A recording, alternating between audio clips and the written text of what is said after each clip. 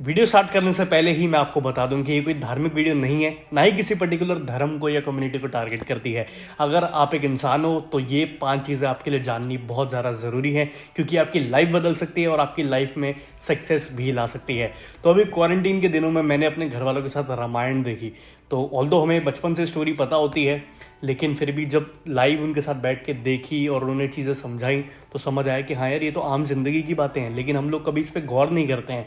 सो भले ही आप भगवान में मानते हो, नहीं मानते हो, धर्म में मानते हो, नहीं मानते हो, वो सब बातें अलग हैं, लेकिन अगर आप एक इंसान हो और आप अपनी लाइफ को अच्छा बनाना चाहते हो तो ये 5 चीज़ें जो मैंने रामायण से पर्सनली सीखी हैं वो मैं आपके साथ शेयर करना चाहता हूँ। और ये जो मेरा हेयर स्टाइल है मैन बन, ये मत समझना ये भी रामायण से इंस्पायर्ड है, ये बस बाल बढ़ने के ट्रांजिशन में है। सो आगे बढ़ते हैं। So hello guys and girls, I am Apar Sharma and I am back with my new video, and this time on 5 lessons that you must learn from Ramayana. कर खुद की कदर और मत कर सफर, आया अर्बन गबरू न कर स्टाइल की फिकर तू, आया अर्बन गबरू न कर स्टाइल की फिकर तू। समझा गया? तो सबसे पहला पॉइंट, सबसे पहला लेसन है टुगेदरनेस एंड रिस्पेक्ट। अब मैं आपको ये नहीं बोल रहा कि अपने पापा को जाके पिताश्री बोलना चालू कर दो, मम्मी को माताश्री, ब्रदर को भ्राताश्री, और जो भी संस्कृत वर्ड्स होते हैं बिल्कुल रिस्पेक्ट के साथ वैसे बोलना स्टार्ट कर दो। मैं बिल्कुल नहीं कह रहा, क्योंकि वो कल का टाइम था, ये आज का टाइम है, तो हम मॉडर्न लोग हैं। लेकिन मैं बस ये कहना चाहता हूँ कि उस शो में दिखाया गया, उस कहानी में, उस एपिक में दिखाया गया कि किस तरीके से एक दूसरे से बात की जाती, किस सम्मान, किस रिस्पेक्ट के साथ अपनी फैमिली के साथ बात की जाती थी, और कैसे सब मिलजुल के रहते थे उस टाइम पे। लेकिन आज का टाइम अगर कंपेयर करूं तो फ़ोन वोन जो आ गए हैं, व्हाट्सअप वगैरह जो आ गया है, इसने पूरी दुनिया के लोगों को पास ले आया है, लेकिन अपने ही लोगों को दूर कर दिया, अपनी फैमिली वालों को दूर कर दिया। एक ही कमरे में हम सब फ़ोन में लगे रहते हैं, लेकिन एक दूसरे का साथ नहीं देते हैं।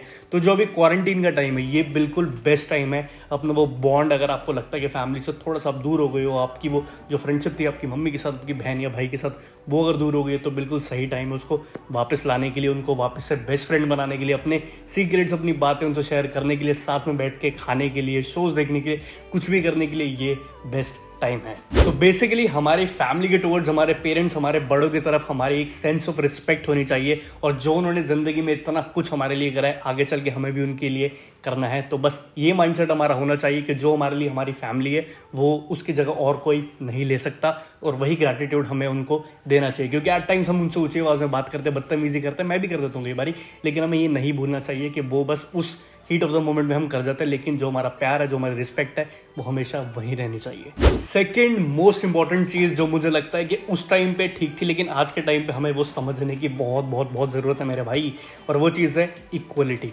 वुमेन और मेन की इक्वलिटी की बात कर रहा हूँ यहाँ पे मैं।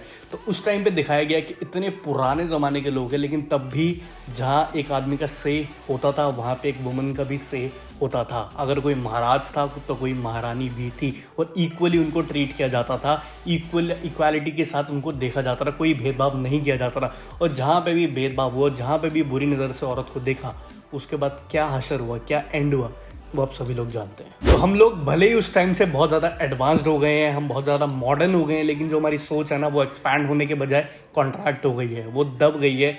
और कुछ छोटी सोच की वजह से ही आज की डेट में जितनी भी चीज़ें हो रही हैं वो हो रही हैं, वो आपके सामने है। और एक चीज़ जो हमें समझने की ज़रूरत है वो ये है कि आदमी औरत में भेदभाव करना ये तो गलत है ही है, लेकिन फेमिनिज्म के नाम पे, वुमेन एम्पावरमेंट के नाम पे गलत फ़ायदा उठाना, वो चीज़ भी गलत है। क्योंकि इक्वालिटी का मतलब इक्वालिटी ही होता है। तो वहाँ पे ये नहीं होगा कि कभी औरत नीचे, कभी आदमी नीचे, कभी औरत ऊपर, कभी आदमी ऊपर, हमेशा एक ही लेवल पे चलना। दिस इज़ कॉल्ड इक्वलिटी, जो हमें अपने दिमाग में बिठाना है। और एक सीन मैंने रामायण में ऐसा भी देखा था कि लोग डाउट करने लग गए थे कि सीता माता की कोई अग्नि परीक्षा नहीं हुई भी तो हमने देखी नहीं, तो उसी वजह से दोबारा से वो अग्नि परीक्षा की गई। एक औरत पे डाउट करके वो भेदभाव वहाँ पे दिखा, लेकिन उसके कुछ कॉन्सिक्वेंसेस हुए थे। तो वो यही मैसेज देना चाह रहे थे कि उस टाइम पे जब भेदभाव करने की कोशिश की गई, उसके बाद बुरा रिजल्ट हुआ। तो इन ऑल यही हमें अपने दिमाग में बिठाना है कि हाँ, सभी बराबर है। Next point is a big no to greed and ego. अब आज की डेट में ना ये दोनों टर्म्स बहुत ज़्यादा वैल्यू रखते हैं, और हमें लगता है कि कूल है, अगर हमारे पास ईगो है तो ये चीज़ कूल है, या फिर हम किसी चीज़ का लालच कर रहे हैं तो उससे हमारा फ़ायदा होगा।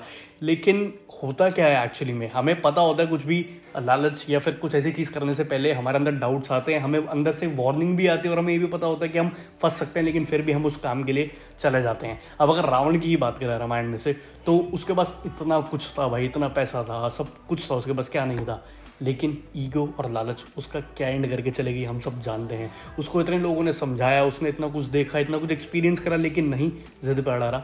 लालच और ईगो के चक्कर में उसका एंड बुरा हुआ, हम सभी जानते हैं। तो लाइफ में अगर लालच होना चाहिए तो इस चीज़ का होना चाहिए कि मैं आगे कैसे बढ़ सकता हूँ, लेकिन मैं किसी को हरा के, किसी को नीचा दिखा के, किसी को नुकसान पहुंचा के कैसे आगे बढ़ सकता हूँ, वो चीज़ एकदम गलत है। उसी तरीके से ईगो जो हमने कमाई है, हमने अपने आप को कभी प्रूव करा या किसी को बताया कि हाँ देखो मैं भी ये चीज़ कर सकता हूँ, वो ईगो हमें रखनी चाहिए एक रिस्पेक्ट की तरह, एक सेल्फ रिस्पेक्ट की तरह अपने अंदर।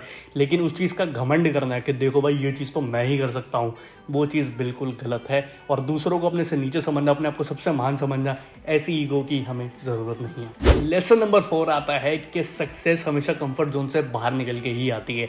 अब श्री राम की बात करें तो इतना बड़ा महल छोड़ के, अपनी गद्दी छोड़ के, क्राउन छोड़ के, वो आम आदमी की तरह एक नॉर्मल सी लाइफ लीड करने के लिए वनवास पे चले गए 14 सालों के लिए। 14 साल बहुत बड़ी एज होती है, बहुत बड़ा पीरियड होता है, और वहाँ पे उन्होंने मेहनत करी, लड़ाई करी, इतना कुछ करा, और शायद यही रीज़न है कि उनके किस्से, उनकी मान्यता और उनका नाम हिस्टोरिक है, और उनको आज भी इतना ऊपर दर्जा दिया जाता है। तो क्या इस बेसिक चीज़ को हम अपनी लाइफ में इम्प्लीमेंट नहीं कर सकते? हम लोग जानते हैं कि हाँ, हम जब भी कंफर्ट जोन से बाहर निकलेंगे तो हमें बहुत चीज़ें सीखने को मिलेंगी, हम ट्राई करेंगे, भले फेल भी हो जाए, लेकिन हाँ ट्राई करते रहेंगे और कुछ ना कुछ अचीव करेंगे, सक्सेस अचीव करेंगे। तो इस चीज़ को हमें अपनी लाइफ में इम्प्लीमेंट करना चाहिए।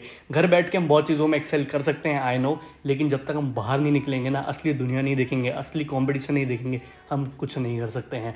लेकिन इसका मतलब मैं ये नहीं कह रहा कि लॉकडाउन तोड़ दो, इलीगली बाहर निकल जाओ, सक्सेसफुल होने निकलो और फूल के अंदर रहो, तो ये मैं नहीं कह रहा। लेकिन जब लॉकडाउन खत्म हो जाएगा, हालात सुधर जाएंगे, उसके बाद अपनी लाइफ को ज़रूर एक मौका देना। और सबसे लास्ट और इम्पॉर्टेंट चीज़ जो मैंने रामायण से सीखी वो ये कि जो एटीट्यूड है आपका वो किस तरीके से पॉजिटिव है।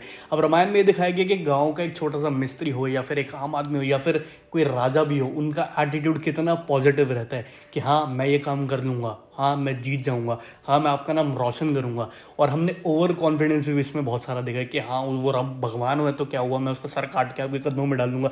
ये चीज़ ओवर कॉन्फिडेंस है, लेकिन हाँ पॉजिटिविटी यहाँ पे भी है, अपने ऊपर भरोसा यहाँ पे भी है। भले वो ओवर कॉन्फिडेंस है, मैं कर लूँगा ये कॉन्फिडेंस है, लेकिन मैं ही करूँगा ये ओवर कॉन्फिडेंस है। तो आपको इन दोनों के बीच का बेसिक फ़र्क पता होना चाहिए। तो मैं चाहता हूँ कि आप लोग पॉजिटिव रहो अपनी लाइफ में, कॉन्फिडेंट रहो। आपको पता होना चाहिए कि हाँ ये काम मैं कर लूँगा, भले अंदर से डाउट हो आपको 1%, लेकिन उसको ट्राई ज़रूर देना चाहिए। कितनी भी बड़ी आपके सामने अपॉर्चुनिटी हो या फिर कोई भी सर्कमस्टांस हो, आपको उसके लिए जाना चाहिए, क्योंकि अपने टारगेट्स को अचीव करना है तो पॉजिटिव रहना, कॉन्फिडेंट रहना बहुत ज़्यादा ज़रूरी होता है। तो सही गलत का फ़र्क हमें पता होना चाहिए और अंदर से एक पॉजिटिविटी, एक एटीट्यूड आना चाहिए कि हाँ ये काम मैं कर लूँगा, कैसा भी आपका टारगेट हो, कितना भी मुश्किल हो। तो ये कुछ ऐसी चीज़ें थी जो मैंने देखने के बाद समझी और मुझे लगा कि अगर हम इसको अपनी लाइफ में इम्प्लीमेंट करते हैं तो हम एक सक्सेसफुल और एक अच्छी लाइफ लीड कर सकते हैं। तो मैं ये नहीं कहता आप रामायण देखो या नहीं, बट इन लेसन्स को अपने ध्यान में रखो, क्योंकि ये मैंने कहीं से सीखे हैं, आपको बता रहा हूँ और अपनी लाइफ में भी इम्प्लीमेंट करके देखा तो मुझे पता है कि हाँ ये चीज़ें बहुत ज़रूरी हैं। तो एक बड़े भाई होने के नाते, और जैसा कि मैं हमेशा कहता हूँ कि फैशन, ग्रूमिंग सब बहुत ज़रूरी है, लेकिन लाइफ के प्रिंसिपल्स और कैसे सक्सेसफुल होना है वो सबसे ज़्यादा ज़रूरी है। तो उसी बारे में वीडियो थी। अगर आपको अच्छी लगी तो इसको शेयर करना बिल्कुल भी मत भूलना। मुझे इंस्टाग्राम पर फॉलो कर सकते हो, हमें इंस्टाग्राम पर फॉलो कर सकते हो। See you guys in the next video. पिया गबरू अर्बन गबरू आउट। ना कर स्टाइल की फिकर तू, आया अर्बन गबरू, ना कर स्टाइल की फिकर तू, समझा गया।